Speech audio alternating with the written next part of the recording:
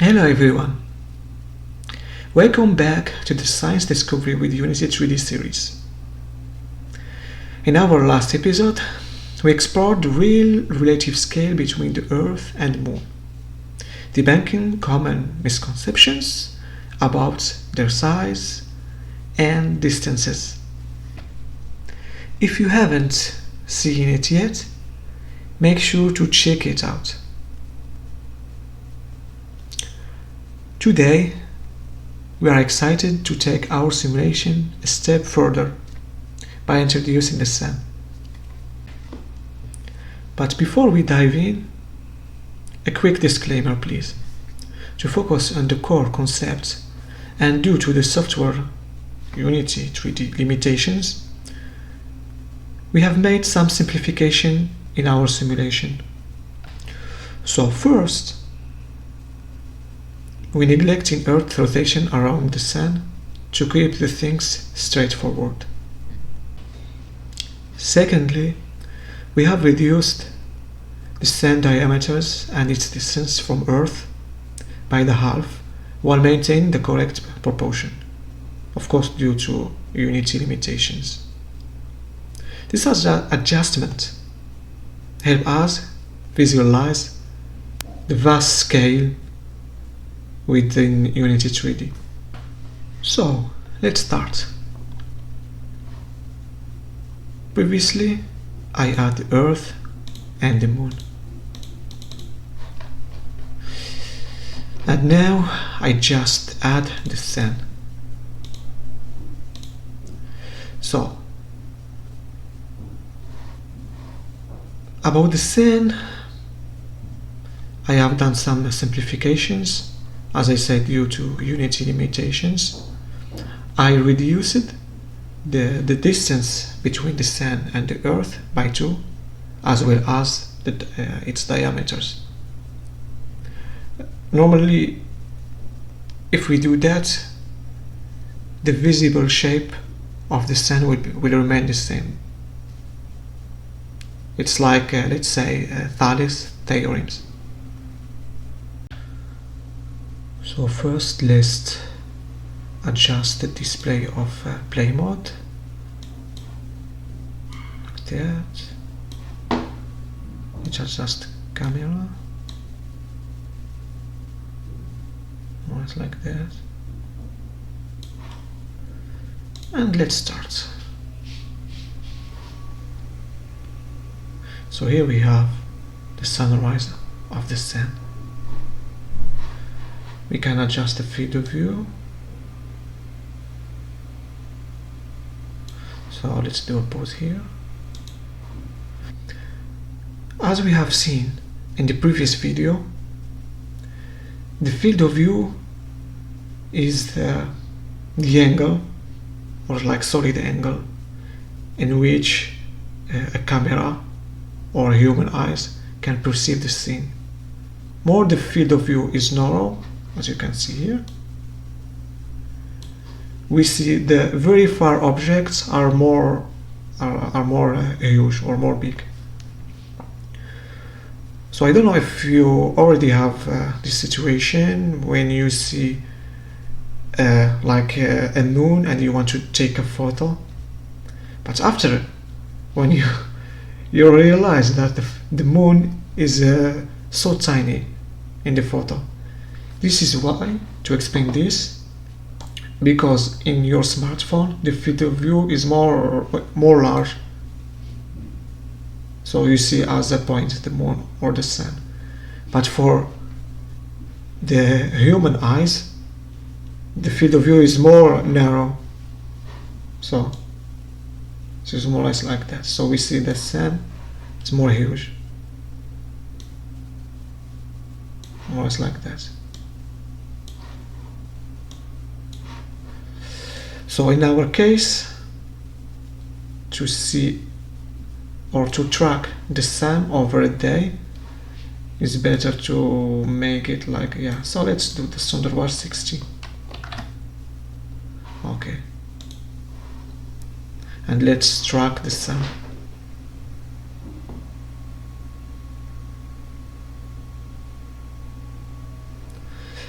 course we can add the speed, like, but here is more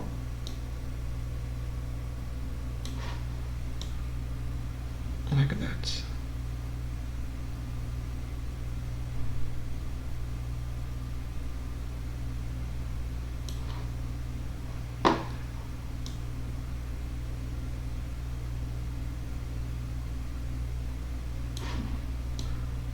So it's like that's the Earth. Let's reduce the rotation and let's track where is the Sun. So to visualize the sunset, I think it's already done because the rotation was, yeah, so here we can see the sun is, but we can do a trick. Let's do a pause. So the camera here is upside down. We need to do like that. Okay.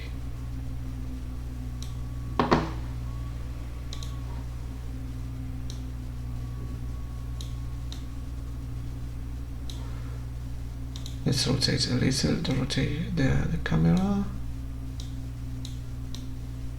Okay, like that. So let's visualize the sunset and the equator. So like that. Perpendicular. So remember, it's more or less perpendicular.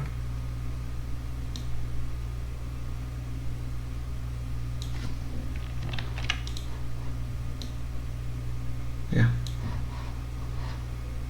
So let's adjust the camera. So the camera need to be, yeah. So the camera needs to be perpendicular to the horizon. Yeah. So the sunset is like perpendicular. Okay, great. And now let's change the point of view in North Hemisphere. Let's select like Italy.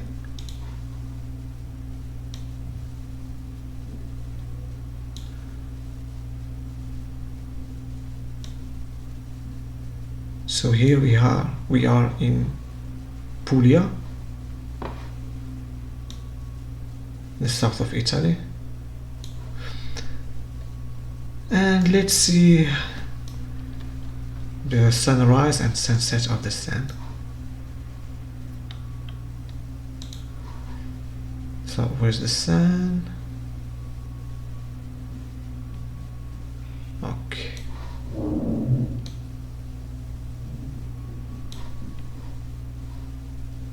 If I make this more big, so you can see here the sunrise was not like perpendicular like in the equator. It's a little askew to the south.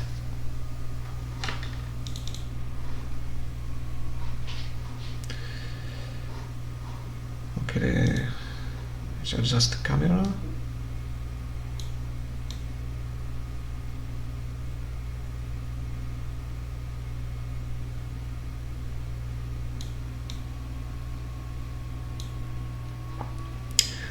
Let's accelerate the rotation for little amount of time. So the camera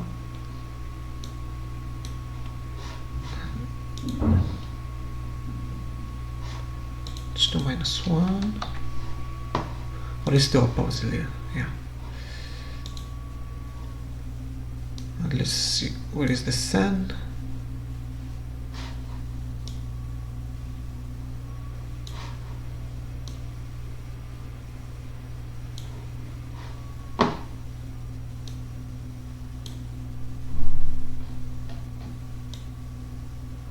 With the horizon.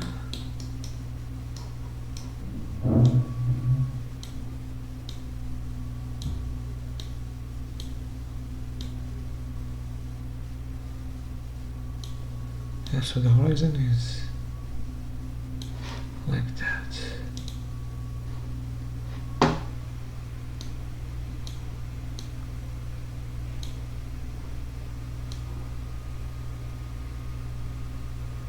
So this is the horizon.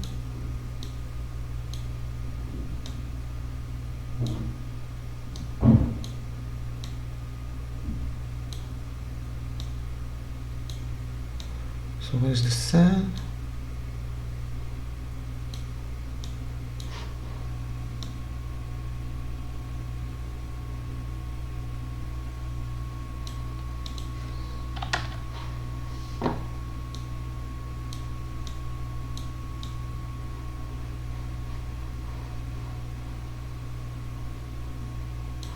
Okay, sun is here.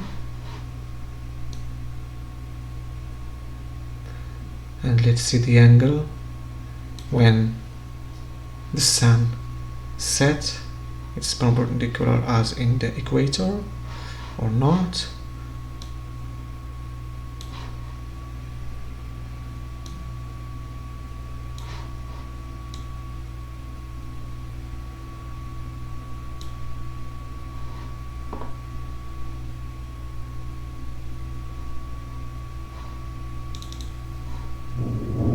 In fact, before was like that, perpendicular, but now is a little askew to the south. So here in this direction is the ovest, and this direction there is the south.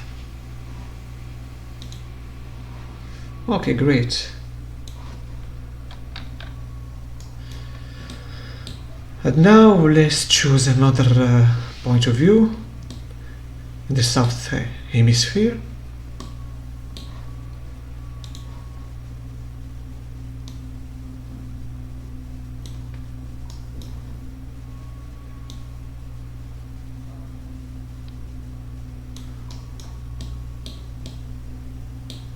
Like in Cape Town.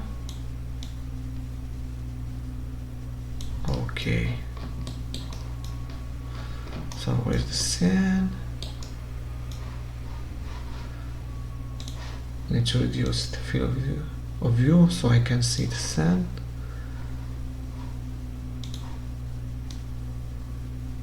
Okay. Then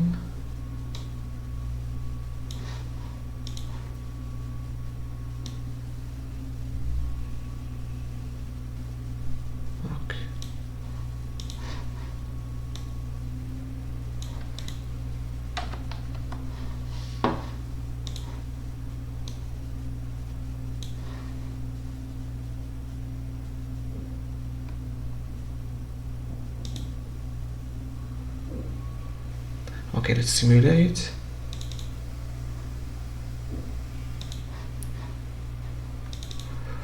Okay guys, as you can see here, that's the sunrise. Instead to be askew in this direction, as in Italy, now we see it's like in the direction of the north instead of the south. So if you are in the south hemisphere, you will visualize that the sunrise from the east, of course, but after we'll go to the direction of the north, as you can see here, and in an askew way. So from the equator, the sunrise is like perpendicular.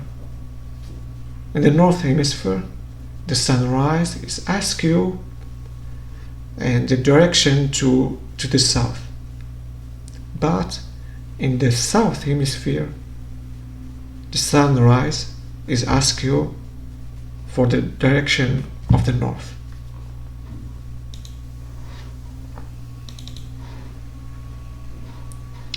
And let's see if also is available for the sunset. Okay, so with the camera here.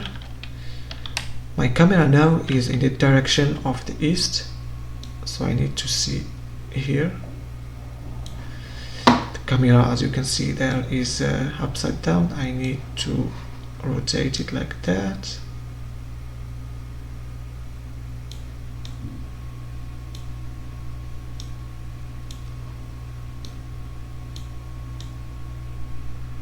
Okay, adjust the field of view.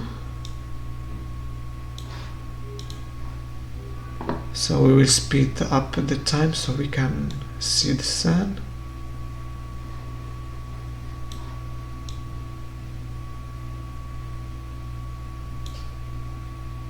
Okay.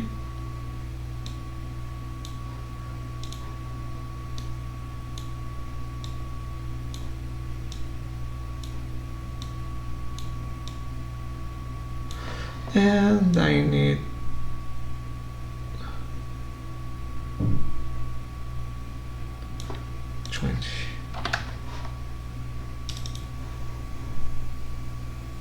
okay, so here we can see the sunset, also SQR, also the moon. So here we have the moon. By coincidence I didn't simulate, but yeah, it was lucky. So now we have the Earth, the moon, and the sun. So we can, of course, simulate the eclipse. Let's simulate it. When an eclipse occurs? An eclipse occurs when the moon passes directly between the sun and the Earth. So where is my moon? So here I have my moon. Yeah. So here is between the Earth and the sun.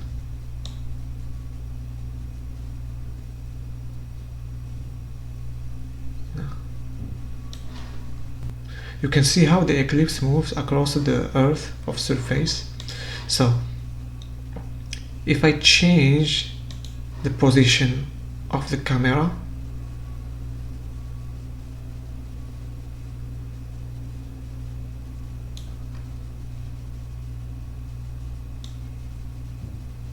like another or here, if I change the latitude, so they are not aligned anymore. So they are aligned in just in a specific latitude. So for this reason, when an eclipse occurs, we can see it only in specific regions in the Earth.